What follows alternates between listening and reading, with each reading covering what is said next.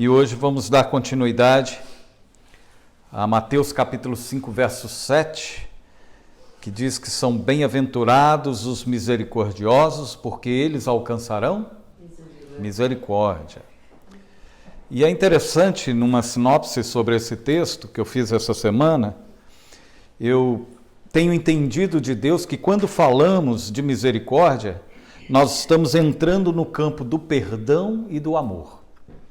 Misericórdia é apenas uma expressão que valida, que traz validade ao perdão e ao amor.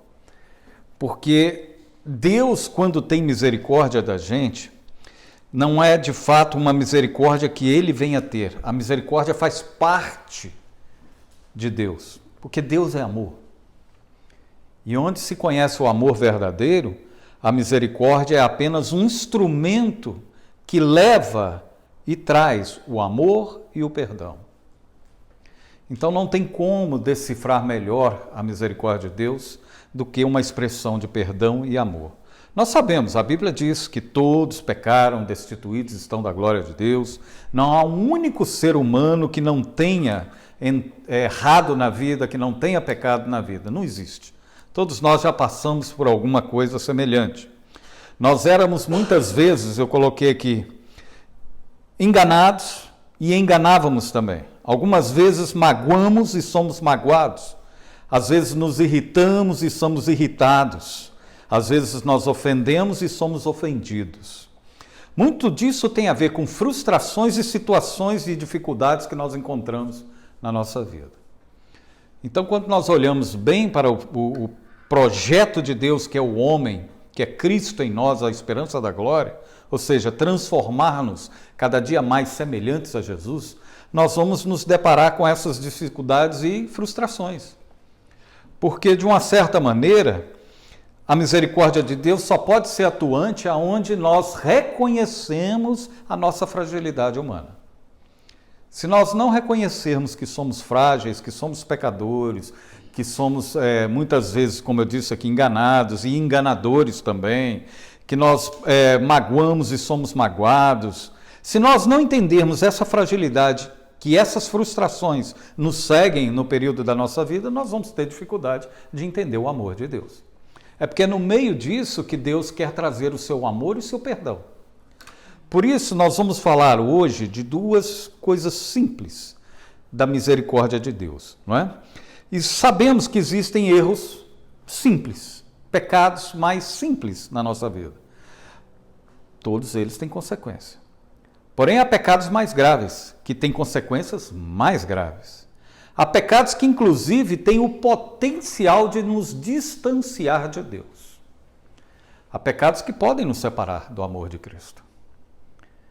É quando o pecado vai entrando de uma forma que vai esfriando o nosso coração, a ponto de eu olhar para Deus e achar que Deus já se trata de um objeto folclórico. Tem pessoas que começaram tão bem no reino de Deus, começaram tão bem conhecendo a Deus e tendo até mesmo conhecimento mais profundo de Deus, mas por um certo momento da sua vida eles decidiram viver uma vida sem Deus por causa das frustrações, por causa das dificuldades, por causa de uma má criação, problemas pessoais, problemas relacionais dentro de casa. Aí essas pessoas, com o tempo, elas vão desistindo de Deus porque elas não conseguem ver Deus como um bom modelo para a vida delas. Por quê? Porque nós temos a capacidade de falar hoje, eu creio que todos nós aqui, podemos chamar Deus de Pai. Mas saibam que tem pessoas que têm dificuldade de chamar Deus de Pai, porque a figura paterna para eles está deformada. Como que eles vão entender que Deus é Pai se o Pai, para eles, de fato, de verdade, que é o Pai físico, não é um modelo? Então essas pessoas caem na incredulidade e separam Deus da vida deles. Esses são os pecados graves que vão separando e nos distanciando de Deus.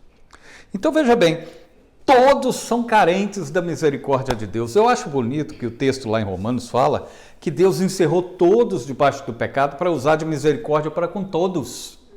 Então não há ninguém mais privilegiado ou menos privilegiado. Não há ninguém melhor para Deus ou pior para Deus. Todos nós somos iguais. Às vezes a gente pergunta, mas como, pastor? E às vezes eu fico pensando que tem pessoas que são boazinhas, tem pessoas que não dão tanto trabalho. É verdade. Mas saiba de uma coisa, para Deus, Ele reconhece sim o seu bom fruto, o seu bom comportamento, mas isso não significa nada. Porque Deus está dizendo, muitas vezes Jesus falou ali na Bíblia, dizendo assim, eu não vim para os doentes, eu não vim para os sãos, mas sim para os doentes. Significa que havia alguém que já tinha conhecido a sua presença, alguém que já estava esperando o Messias, alguém que reconhecia a identidade de Deus na vida de Jesus. Então Jesus não veio diretamente para esse, mas veio para aqueles que ele queria fazer da mesma forma com aqueles outros que já se enxergavam diante de Deus. Então veja bem, é um privilégio para nós entendermos isso aqui hoje, e entendermos a palavra e caminharmos na palavra de Deus? Sim. Quantos gostariam de ter esse conhecimento que eu e você estamos tendo e não conseguem? Parece que estão sempre presos ao seu próprio eu. Não conseguem ver nada além disso. Não conseguem ver as atitudes maravilhosas de Deus e as suas misericórdias sobre as nossas vidas. Não é? E aí essas pessoas, quando você fala do amor de Deus, elas até às vezes dizem assim, eu tenho Deus. É mesmo? Uma vez uma pessoa eu perguntei para uma pessoa, que eu sabia que ela era um cristão, mas um cristão meia sola, vamos dizer assim, que não cabe a nós julgar, mas de fato eu perguntei para ele, ele falou, não, eu vou à igreja de vez em quando, acredito em Deus.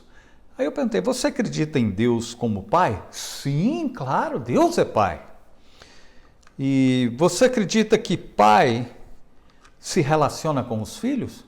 Sim, claro, meu pai, lá em casa a gente se dá muito bem, a gente muito bem e tal.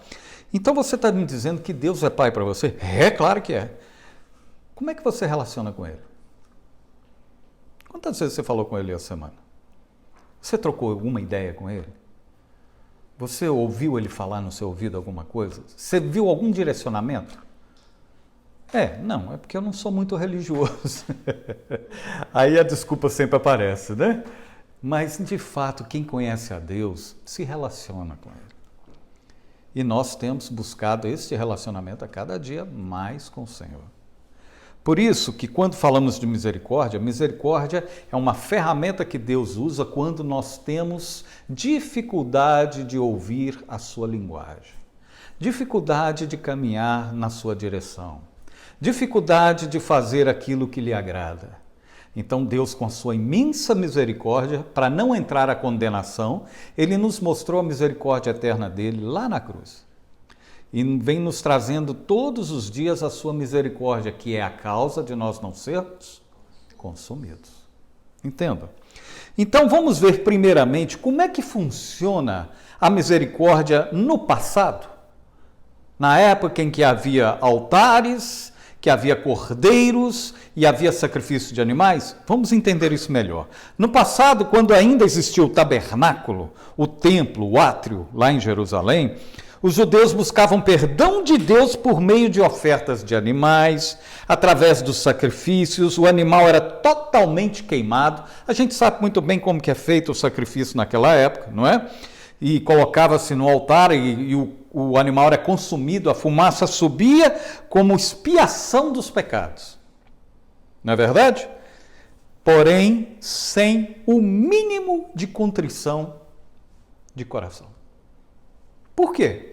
Porque nós sabemos que existem os facilitadores de sacrifício. Naquela época existia. Por quê? Qual era o primeiro ponto que precisava ser observado? O sacrifício era para que a pessoa, o judeu daquela época, pegasse a sua melhor ovelhinha do campo, a mais preciosa que ele tivesse, levasse até o templo e imolasse aquele cordeiro e entregasse como oferta a Deus. Aí começou a aparecer naquela época, então, os facilitadores de sacrifício. Você não precisa matar sua ovelhinha tão bonitinha, deixa ela lá. Eu tenho uma aqui boa para vender aqui na porta do templo. Você só chega, compra, me paga, já pega logo o seu cordeirinho, já vai lá e sacrifica e vai embora e está tudo bem. Por isso que a Bíblia diz que sangue de touros, bodes, carneiros não podem apagar os nossos pecados. Não é que o sacrifício era errado, é o que estava no coração do homem que estava errado. Porque era muito fácil eu desenvolver uma técnica de poder trazer o sacrifício ao altar sem ter o mínimo de contrição de coração, sem saber até o que eu estou fazendo e para quem que eu estou fazendo. Aí eu não vou muito longe, não. As pessoas tinham aquela oferta de elevação apenas como um remédio, só para cobrir. Era a solução para as suas más ações que praticavam contra o próximo e pelas boas ações que deixavam de praticar. Esse tipo de pedido de perdão não era aceito por Deus. Não era mesmo. Era um pedido de misericórdia mecanizado. Era uma coisa assim, sem sentido. Vamos fazer isso por quê? Porque a religião oferece isso. Há alguma diferença dos dias de hoje? Eu não vejo tanta diferença, eu só vejo assim, que ninguém vai para um culto e leva um cordeiro e sacrifica lá no altar. Isso não tem mais, porque nós entendemos que Jesus é o nosso cordeiro, sim ou não? Então veja bem, não adianta nada pedir misericórdia a Deus e não agir com igual ou proporcional misericórdia para com os outros. Pastor, o que tem isso a ver? Tem tudo a ver. O profeta Oséias, lá no capítulo 6, verso 6, ele diz assim: porque eu quero misericórdia. Quem disse isso? O Senhor. E não sacrifício. Eu quero o conhecimento de Deus mais do que holocaustos. Deus estava saturado disso. E às vezes eu me pego vendo hoje em dia a igreja tentando imitar um tipo de sacrifício em vão. Como assim? Os irmãos abençoados, filhos de Deus, que saem das suas casas, vão direto para esses locais que a gente chama de templo, vão lá, fazem suas ofertas, dizimam, cantam, pulam, fazem tudo o que tem que fazer e depois saem de lá. E a segunda-feira começa a grande monotonia. As dificuldades, as lutas, os desprezos, as lutas em casa, a luta no trabalho. E aí onde está o papel da igreja? O papel da igreja muitas vezes só fica no domingo. E nós não podemos ser assim. Porque senão nós viraremos religiosos. Vamos daqui a pouco sacrificar algumas coisas em troca do amor de Deus, em troca do poder de Deus, em troca daquilo que se deve fazer, mas não se faz com o coração contrito. E aí começam as explorações, venda de indulgência. Sabe o que é isso? A Igreja Católica, numa época medieval, ela vendia a salvação para as pessoas. Então você vendia um terreno para ela, dava um terreno para ela, e ela colocava o seu nome para você entrar na salvação. Isso era venda de indulgências. Aí eu às vezes fico pensando, puxa vida, ainda bem que a Igreja Católica, só ela que fazia isso nessa época. Sim, mas às vezes nós estamos fazendo isso hoje sem saber. Olha, faça uma fila aqui que eu vou orar por você. Se você der 500, a oração é poderosa. Se você der 300, o irmão ali vai orar porque ele é meia sola ainda. Se você der 100, eu vou pedir aquele irmãozinho ali que não sabe nem falar direito para orar por você. Se você não der nada, você não passa aqui não, porque nós não vamos orar. Pasme, existe isso, infelizmente existe. E os nomes que põem em cada igreja, que eu fico pensando, meu Deus, será que vale a pena entrar ou vale a pena sair e passar de longe? Então, assim, eu entendo a sinceridade das pessoas que vão lá, mas a minha luta é com os líderes que usam e abusam desses irmãos que estão necessitados de misericórdia para vender e fazer o seu comércio. Então isso é ruim. E naquela época Jesus estava falando exatamente isso. Jesus muitas vezes observou o sacrifício dos judeus. falava sobre os religiosos da época. Você viu? Você nunca vai ver Jesus falando mal ou achando ruim de um pecador que se convertia. Nunca. Pelo contrário. Até mesmo um soldado romano, Jesus olhou para ele e falou: nem em Israel vi tanta fé como a sua. Mas é prático a gente fazer algo que não glorifique a Deus quando eu quero fazer da minha oferta uma religiosidade. Então a misericórdia de Deus é em vão. Ela não entra. E outro ponto que Deus me chamou a atenção aqui nesse texto é: como é que podemos usar então a misericórdia nos dias de Jesus até os dias de hoje? Como é que ela vem? Esse é o meu segundo ponto e último. Na nossa era pós-templo, pós-sacrifício, pós-holocausto, o perdão é buscado por meio de orações que partem de um coração supostamente arrependido. Tudo isso é muito válido, mas não será capaz de ser eficaz e ficar apenas no contexto religioso. O que ocorre? Às vezes eu posso, sim, estar orando, pedindo a Deus para me dar um coração arrependido, mas se eu não sair somente, se eu ficar só nisso, eu vou me tornar um ciclo religioso. Por quê? Eu tenho que sair da palavra para a ação. Eu vou encontrar pessoas que eu vou precisar de exercer misericórdia com ela. E a misericórdia é importante que ela quebra o domínio da gente, o egoísmo. Você sabia disso? Que a misericórdia tem um poder para quebrar o egoísmo?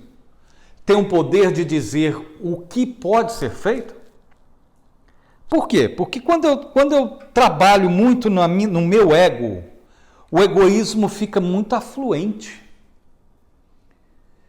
Eu, às vezes, quero fazer algo para um irmão, para um amigo, mas se ele não corresponder à altura daquilo que eu fiz por ele, eu ignoro. Isso chama manipulação e controle. Deus cobrou isso muito de mim, que eu era assim. Principalmente quem já liderou a igreja sabe muito bem. Às vezes você está ali desgastando em cima de uma ovelha, fazendo tudo para ela, você leva para dentro de casa, você dá comida, você faz tudo, daqui a pouco ela vira as costas e vai embora e tchau. E aí você fala: não é possível. Aí a gente, como líder, às vezes até pragueja. Fala que deixa ele, o diabo vai tratar dele, Deus vai tratar dele. Ingrato, não é? E não é isso não é misericórdia de Deus. Meus queridos, graças a Deus, Deus tem nos ensinado a desprender de uma palavra chamada religiosidade. E eu, quando me encontro, então, e me deparo com esses pontos na minha vida, eu peço a Deus: Senhor, usa de misericórdia para comigo. E Deus fala: sim, eu vou usar de misericórdia para com você, a partir do momento que você usar de misericórdia para com os outros, no mesmo nível. Falei: isso é bíblico, é verdade. Então, às vezes eu vejo pessoas que a gente ajuda, faz, e não é por isso que eu vou deixar de ajudar, pelo contrário. Às vezes a pessoa nem se corresponde àquela ajuda que você faz, àquele sacrifício que você fez, mas Deus te recompensa, mas Deus que te levanta, mas é Deus que põe outras pessoas ainda para você ajudar mais, mesmo que elas voltem o rosto para você. Não importa. Eu vi isso várias vezes em várias pessoas, queridos, que eu já aconselhei na minha vida. A reação sempre... Eu já fui assim também. Qual de nós, né, que nunca passamos por isso? Mas a gente vai aprendendo. O bom do reino de Deus é isso, que ele não olha para as coisas que a gente faz no passado, mas nos ensina a fazer diferente. E isso não desqualifica a vida de ninguém, viu, queridos? Eu quero deixar bem claro para vocês. Senão eu já estaria desqualificado diante de Deus há muito tempo. Todos nós, né? Diz o André aí, todos nós. E é verdade. O que Deus faz com a gente é nos ensinar algo tão profundo para a gente aprender. É por isso que estamos aqui, é para a gente aprender. Mas eu não consigo aprender tudo ainda, não tem problema, mas vai chegar lá. Eu não posso desanimar você, eu não posso achar que você é o pior ou o melhor. Eu tenho que abraçar você como família. E em família tem pessoas que aprendem mais rápido, tem outros que demoram mais. Eu tinha um irmão que misericórdia, ele não aprendia nada. Mas aprendeu um dia. que ele era o que fazia a bagunça dentro da nossa casa. Mas custou caro uma maneira dele aprender, mas aprendeu. De fato, Deus usa de misericórdia em vários escalões e níveis. Então nunca desanime, nunca dê brecha para o diabo pensando assim, eu não posso falar nada, não vou falar nada. Pelo contrário, procure estreitar os relacionamentos com as pessoas que você conhece, com quem você tem vontade de abrir o coração e pedir ajuda. Seja amigo, seja irmão da igreja, seja pastor, seja marido, seja mulher, seja filho, seja quem for. Nós precisamos estreitar um relacionamento onde a misericórdia de Deus é imperativa. Onde existe a misericórdia de Deus. Porque um dia ela existiu na minha vida, ela existe na sua vida e existe na vida de todos nós. Então não tenhamos medo de confessarmos as nossas debilidades, as nossas dificuldades. Eu já tive muito medo, mas eu tive que aprender que onde abundou o pecado, superabundou a glória de Deus. E quando superabunda a glória de Deus, é a misericórdia declarada ao vivo diante de Deus sobre as nossas vidas. Por isso que a palavra diz isso. E eu quero concluir dizendo uma coisa. O pedido de perdão de Deus é algo correto e deve ser feito, mas ficar apenas no pedido será como um sacrifício que era ofertado no passado. Mas devemos lembrar em Mateus capítulo 12, verso 7, para me encerrar. Mas se vós soubesseis o que significa misericórdia eu quero e não sacrifício, não condenareis os inocentes. Querem ver uma atitude de Deus na nossa vida? Quando eu comecei a entender que eu precisava de parar de olhar os pecados da minha esposa e olhar para os meus, eu fui curado. Quando ela aprendeu que tinha que parar de olhar os meus pecados e olhar para o dela, ela foi curada. O jogo de Deus é simples. É 1 mais 1 é igual a 2. É estático a coisa. É isso mais isso é igual aquilo. Misericórdia mais perdão é igual a amor. Entendam isso. Misericórdia plus perdão é igual a amor. E o amor de Deus excede todo o entendimento. É o amor ágape.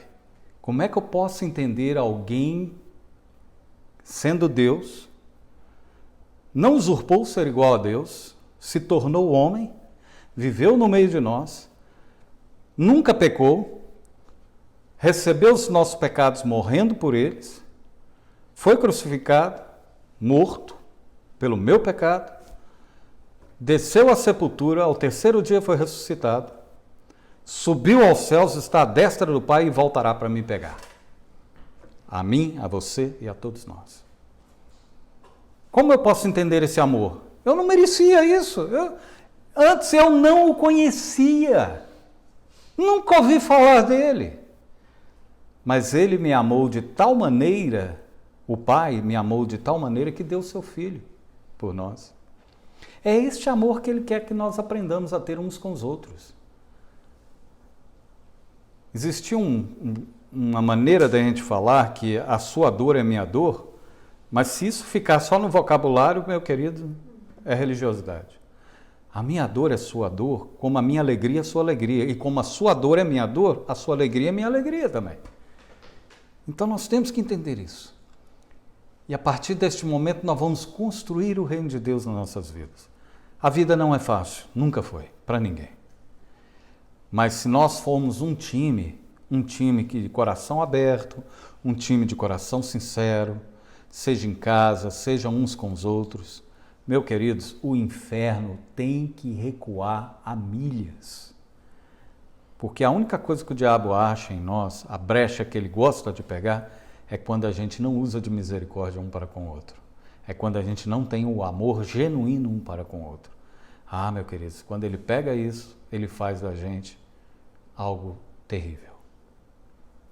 Tremendos religiosos, sem nenhum contrimento de coração. Assim como os judeus faziam nas ofertas antigamente. Por isso que o Senhor diz que os montes de ovelhas, carneiros, não apagavam o pecado do povo. Porque o povo ia lá uma vez por ano fazer o sacrifício e depois voltava tudo de novo. Agora não, a gente faz o sacrifício ao Senhor e aprende a usar de misericórdia uns para com os outros. Amém? Que Deus possa nos abençoar nessa semana. E se você notar que Deus está falando cada dia mais com você sobre essas bem-aventuranças, não deixe de exercer isso na vida dos outros. Nem na sua, nem na vida dos outros. Fale com amor. Fale com amor. Né? Às vezes a gente tem medo de falar com algumas pessoas, porque a gente sabe que a reação dela não é boa. E a reação foi diferente do que eu esperava. Mesmo se fosse a reação do que eu esperava, eu fiz a minha parte. Eu fui lá, perdoei e amei. E disse assim, olha, eu não sou maior do que você. Não sou melhor do que você. Por mais que você tenha errado comigo, eu não sou melhor do que você. E nem você melhor do que eu. Nós somos irmãos. Se não dermos certos aqui, como é que nós vamos dar certo lá em cima? Não é? Então guardem isso no coração. Se Deus falar isso no teu coração, meu irmão, vá em frente, nós vamos ganhar milhares de pessoas para Jesus. Amém? Vamos ficar de pé? Vamos orar?